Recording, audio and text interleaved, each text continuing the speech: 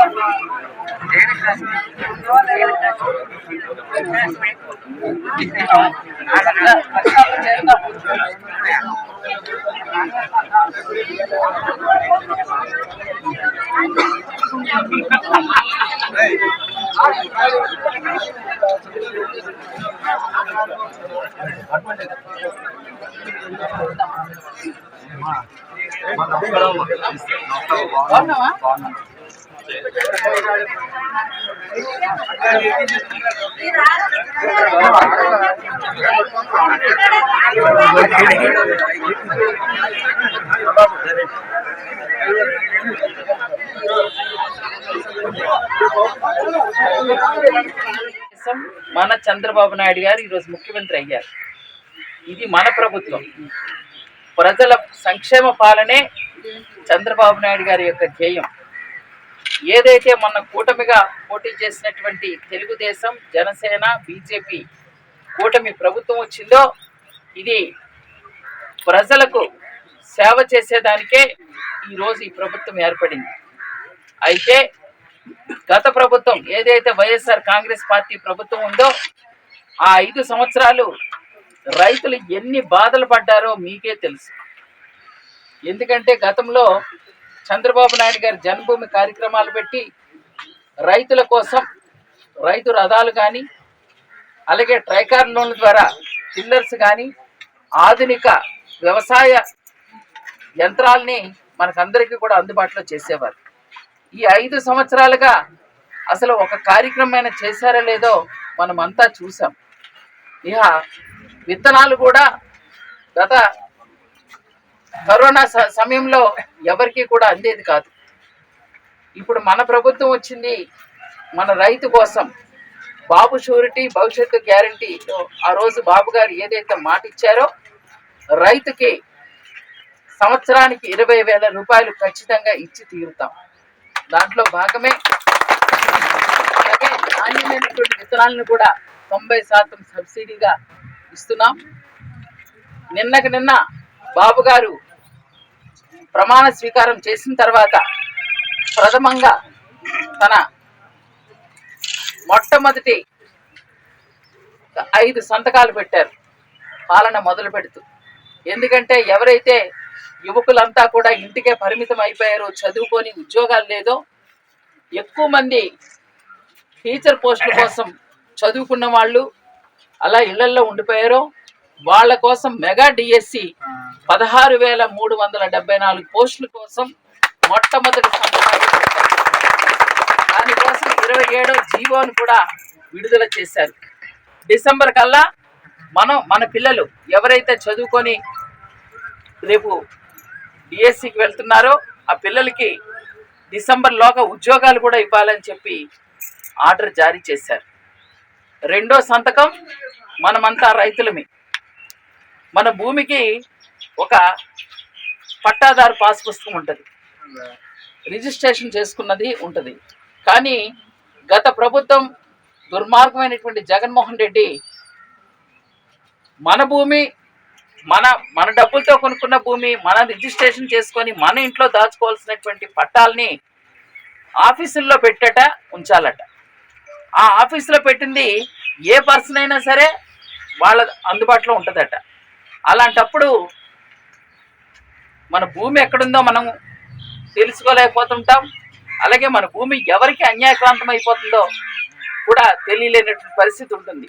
అలాంటి దుర్మార్గమైనటువంటి ఒక జీవోని, ల్యాండ్ టైటిలింగ్ జీవోని ఏదైతే తెచ్చారో దానిని రద్దుపరుస్తానని చంద్రబాబు నాయుడు గారు ఎన్నికల్లో ప్రచారం చేస్తున్నప్పుడే మనకందరికీ మాట ఇచ్చారు.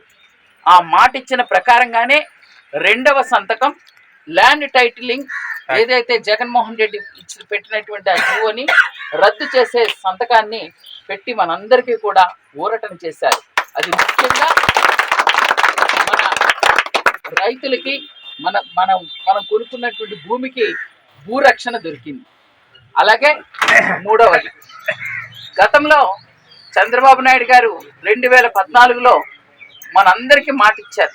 200 పెన్షన్ నుంచి 2000 పెన్షన్ చేసిన ఘనత చంద్రబాబు నాయుడు గారు. ఇక్కడే మనం చాలా సందర్భాల్లో, నేను ఆ రోజు ఎమ్మెల్యేగా ఉన్నప్పుడు, ఏమ్మా అప్పుడు 2000 పెన్షన్ ఇచ్చేవాళ్ళమా లేదా? ఇచ్చేవారా లేదా? చంద్రబాబు నాయుడు గారు ఇచ్చారు కదా. ఎప్పుడైనా సరే ఒక్క రోజైనా ₹1 తగ్గించారా? లేదు. కానీ 2019 ఎన్నికల్లో మాయ మాటలు చెప్పి మడమ తిప్పుతూ మనలందరినీ మోసం చేస్తూ 3000 పెన్షన్ ఇస్తాననేటువంటి జగన్మోహన్ రెడ్డి అధికారంలోకి వచ్చిన తర్వాత 3000 ఒకేసారి ఇవ్వకోకుండా 250 అంటూ వేలం పాట వేసినట్టుగా దాదాపుగా 5 సంవత్సరాలు లాగి చిట్ట చివరి మొన్న 2024లోనేమో ₹3000 ఇచ్చాడు. అవునా కాదా తల్లి?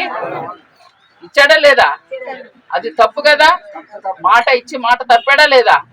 అలాంటి మనిషి కనుక ఈరోజు మొత్తం రాష్ట్రం అంతా కూడా ఏకగ్రీవంగా మళ్ళా బాబు గారు రావాలని ఈరోజు 164 సీట్లు కూటమికి ఇచ్చారు. ప్రచారంలో ఉన్నప్పుడే బాబు గారు 3000 నుంచి 4000 పెన్షన్ పెంచుతానని చెప్పి వారు మనకు చెప్పడం జరిగింది. మనం అనుకున్నారు చాలా మంది వైసీపీ వాళ్ళు, మేమే ఇవ్వలేకపోయాం కదా, ఇంకా బాబు గారు వచ్చి 4000 ఇచ్చేస్తారట.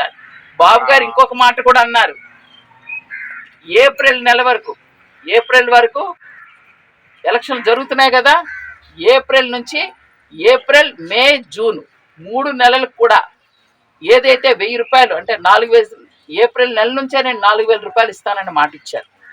ఆ మాట ప్రకారంగానే రేపు జూలై నెలలో ఏదైతే 3000 వరకు తీసుకున్నారు, ఏప్రిల్లోని, మేలో ఒక 3000 తీసుకున్నారు, జూన్లో 3000 తీసుకున్నారు కదా, అక్కడ ఒక్కొక్క ₹1000 మనకి ఇంకా రావాల్సినటువంటి రాయితీ ఉంది. ఆ 3000 ప్లస్ ఈ నెల ₹4000 మొత్తం కలుపుకొని ₹7000 రేపు జూలై నెలలో 10 తారీఖున మళ్ళా మన ఇంటికే పెన్షన్ తెచ్చేటటువంటి అవకాశాన్ని బాబు గారు మనకు 3వ సంతకంగా పెట్టడం జరిగింది. ₹3000 నుంచి ₹4000 పెంపు అన్నది చిన్న విషయం కాదు. కొన్ని వేల మంది పెన్షనర్స్కి ఇస్తున్నారు. అంతేకాదు ఒంటరి మహిళకి, వితంతువులకి వాళ్ళకు కూడా ₹3000 నుంచి ₹4000 పెన్షన్ పెంచారు. వికలాంగులకి 3000 నుంచి ₹6000 పెన్షన్ పెంచారు. అలాగే తీవ్రమైనటువంటి అనారోగ్యంతో బాధపడే వారికి 5,000 ఇప్పుడు ఇస్తున్నారు. 5,000 నుంచి ₹10,000 పెంపు చేశారు. ఇంకా కొంతమంది పాపం బెడ్కే అంకితం అయిపోయి ఉన్న వాళ్ళకి 5,000 నుంచి ₹15,000 పెన్షన్ పెంపుదల చేశారు. ఇవన్నీ జగన్మోహన్ రెడ్డి లాగా మాట తప్పడం, మడమ తిప్పడం కాదు. మానవతావాది చంద్రబాబు నాయుడు గారు, మనసున్న మహారాజు, దార్శనికుడు, విజనరీ అన్ని ఉన్నాయి కనుకనే వచ్చిన మొదటి రోజునే సంతకం పెట్టడమే కాదు, రేపు జూలై నెలకల్లా ₹7,000 వేస్తున్నానని చెప్పి దాన్ని కూడా జీవోని పాస్ చేశారు. ఇక గతంలో అన్నమో రామచంద్ర అంటూ కార్మికులు కానీ శ్రామికులు కానీ పనులకు వెళ్ళినప్పుడు క్యారేజీలు పట్టుకొని వెళ్ళడానికి టైం లేక, లేదంటే కొంతమందికి బొవ్వ తినడానికి అవకాశం లేకపోతే ₹5కే భోజనం పెట్టినటువంటి మహానుభావుడు చంద్రబాబు నాయుడు గారు. 2014 నుంచి 2019 వరకు అన్నా క్యాంటీన్లు నిర్వహించినటువంటి ఘనత తెలుగుదేశం పార్టీ. దానిని దుర్మార్గుడైన జగన్మోహన్ రెడ్డి, నిజంగా ఎవరైనా సరే ఏ పాపం చేసినా చేయను కానీ అన్నం తిన్న కూడుని కడుపు కొడితే ఆ పాపం మామూలుగా ఉండదు. ఆ పాపమే ఈరోజు వాడికి చుట్టుకుంది. కనుక మళ్ళా అన్నా క్యాంటీన్లు ఓపెన్ చేయాలి అని చెప్పి 4వ సంతకాన్ని అన్నా క్యాంటీన్లు రేపు ఖచ్చితంగా ఓపెన్ చేయడానికి 4వ సంతకాన్ని పెద్ద మనసున్నటువంటి మహారాజు చంద్రబాబు నాయుడు గారు మనకు సంతకం పెట్టారు. మళ్ళీ మన పాడేరులో కూడా, పాడేరు నియోజకవర్గంలో కూడా అన్నా క్యాంటీన్లు ఖచ్చితంగా పెట్టబోతా ఉన్నారు. దానివలన ఎంతోమంది మన పేదవాళ్ళు ఆ సమయానికి 5 రూపాయలకి మనం భోజనం చేయొచ్చు. 5 రూపాయలకి బిస్కెట్ ప్యాకెట్ కూడా రాదు. అలాంటిది చక్క కడుపు నిండా అన్నం తినే రోజు తొందరలోనే మనకందరికీ ఉంది. ఇక పోతే 5వది, చదువుకునేటువంటి పిల్లలు ఎంతోమంది ఉన్నారు.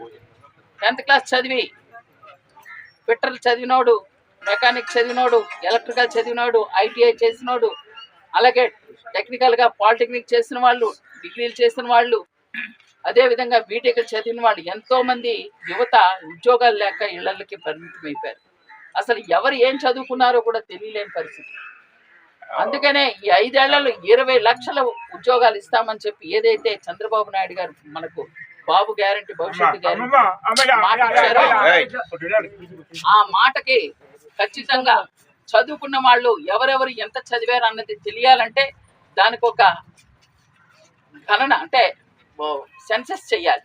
సెన్సస్ అంటే ప్రతి కుటుంబంలో ఎవరు ఎంత చదువుకున్నారన్నది మనకు జనాభా లెక్కలు ఎలాగైతే చేస్తున్నారో అలాగా చదువుకున్న పిల్లలకి ఆ గణన లెక్కలు చేసి దాని ప్రాప్తికి ఎవరికి ఏ ఉద్యోగాలు ఎక్కడికి పంపించాలన్నది చేయడం కోసమే స్కిల్ సెన్సెస్ అన్నది కూడా పెట్టడం జరిగింది. అంటే ఆ విధంగా కూడా మన పిల్లలకి రేపు పొద్దున్న భవిష్యత్తు తరంలో మన పిల్లలు ఉద్యోగాలు చేసుకునే అవకాశాన్ని కల్పిస్తున్నారు. ఇలా ప్రధానమైనటువంటి 5 సంతకాలు పెట్టి మహనీయుడు అనిపించుకున్నారు చంద్రబాబు నాయుడు గారు. ఈరోజు రైతు కోసం ఖచ్చితంగా ఏ దేశానికైనా, రాష్ట్రానికైనా, ఊరికైనా, ఏదైనా రైతే కన్నతండ్రి. రైతు లేకపోతే అందరికీ 5 వేళ్ళు లోపలికి వెళ్ళదు. అందుకనే ఖచ్చితంగా రైతు బాగుండాలంటే రైతుకి ఆర్థికంగా అన్ని విధాల సహకరించాలని గతంలో మనకన్నీ కూడా ఆధునిక యంత్రాలను ఇచ్చారు, ఇప్పుడు కూడా ఇవ్వబోతారు. ముందుగా ఈరోజు ఏదైతే నాణ్యమైనటువంటి విత్తనాలు ఉన్నాయి, ఇప్పుడు ఎందుకంటే ఎరువాక ఇప్పుడు మనం విత్తనాలు వేసుకునే సమయం కనుక ఈ విత్తనాలని ఈరోజు మీ అందరి సమక్షంలో మన ప్రభుత్వం తరఫున మీ అందరికీ ఈ విత్తనాలని, మంచి నాణ్యమైన విత్తనాలని ఇవ్వబోతున్నాం. వీటిని మీరందరూ కూడా తెలుసుకొని రేపు పొద్దున్న అమ్మ మీకు ఒకటే చెప్తున్నాను, ఇంకా దయచేసి జగన్ మాయలో పడిపోవద్దు. ఆ జగన్ మాయలో పడిన వాళ్ళంతా మన బతుకుల్ని బండలు చేసేసారు మన పాడేరు నియోజకవర్గంలో. ఈరోజు మన పాడేరు ఒక్కటే ఓటమిని పొందడం జరిగింది. మనం కూడా ఈరోజు గెలిచి ఉండుంటే ఇంకా ఎక్కువ నిధులు తెచ్చుకునే వాళ్ళం, ఇంకా ఎక్కువ అభివృద్ధిని చేసుకునేవాళ్ళం. అయినా సరే గెలుపు ఓటములు సహజమే, దానికోసం నేను మాట్లాడట్లేదు. కానీ మన పాడేరు నియోజకవర్గాన్ని అభివృద్ధి పదంలో, సంక్షేమంలో ముందుకు నడిపించడానికి నేను ముందు పాత్ర తీసుకుంటానని మీ అందరికీ ఖచ్చితంగా మనకున్నటువంటి సమస్యల్ని బాబు గారి దృష్టికి తీసుకెళ్తాను, లోకేష్ బాబు గారి దృష్టికి తీసుకెళ్తాను, పవన్ కళ్యాణ్ గారి దృష్టికి తీసుకెళ్ళి మన నియోజకవర్గానికి రావాల్సిన నిధులు కానీ, మన అభివృద్ధి కానీ, మనకు మంచినీటి సౌకర్యం కానీ, వీటన్నిటికీ కూడా మేమంతా కూడా మీకు సేవ చేసేదానికి కృషి చేస్తామని ఈ సందర్భంగా తెలియజేస్తూ, దయచేసి ఇక్కడ ఎవరైనా రాజకీయాలు కానీ పార్టీల పరంగా మేము అధికారంలో ఉన్నప్పుడు వేషాలు వేసాం, ఇప్పుడు కూడా వేస్తామంటే మాత్రం దుష్ట శిక్షణ, శిష్ట రక్షణ తప్పదు. 5 సంవత్సరాలు వీరంగాలు చేశారు, ఆ వీరంగాలు ఇప్పుడు చేస్తామంటూ ఊరుకునే పరిస్థితి లేదు. ఖచ్చితంగా మా ప్రభుత్వం వచ్చింది, ప్రజల ప్రభుత్వం వచ్చింది, ప్రజా సంక్షేమ ప్రభుత్వం వచ్చింది, దానికే మేము పూర్తి సేవ చేస్తామని మరొకసారి నేను తెలియజేస్తూ, ఈ అవకాశం ఇచ్చినటువంటి మా అక్క చెల్లెలు రైతులకు, పాత్రికేయ మిత్రులకు, నా తోటి పార్టీ పెద్దలకు అందరికీ కూడా పేరు పేరున హృదయపూర్వక